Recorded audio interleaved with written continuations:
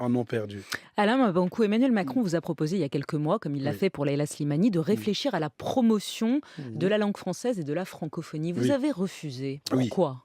Ah oui, oui, oui. En venant ici, j'avais peur. Je me disais que Léa Salamé allait bien me trancher la gorge avec cette question Bah, Et ben non. voilà. de la Bah, francophonie.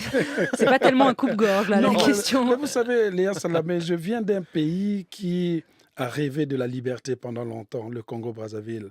C'est un pays dans lequel un président de la République est là depuis 32 ans, sous le regard satisfait de la France. C'est ça que je ne souhaite pas. Et moi, on me demande d'aller être celui qui va travailler à la rénovation de la francophonie et de la langue française.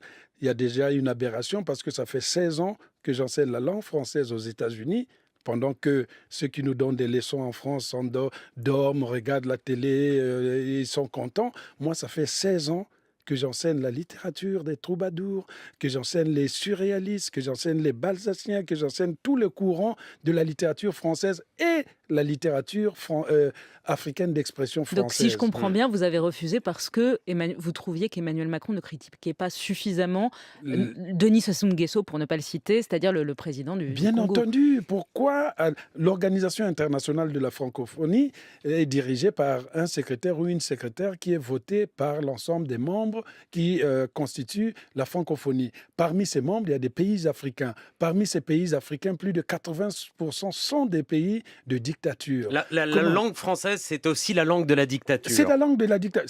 Ces Africains sont assujettis à travers la langue française. Quand on lit dans Les Cigognes sont immortels, cette sorte de combat même que je mène contre la post-colonie, ce qui s'est passé après les colonisations. Parce que les Blancs, une fois qu'il est parti, nous pensions que nous avions toutes les libertés, mais on a assisté aux assassinats les plus crapuleux. Mehdi Ben Barka du côté de l'Afrique du Nord, Oumniobé du côté du Cameroun, Thomas Sankara du côté du Burkina Faso, Marien Ngouabi du côté du Congo-Brazzaville. Le Congo, par exemple, c'est le seul pays au monde qui avait un abbé polygame et qui portait des soutanes de Pierre Cardin devant la France.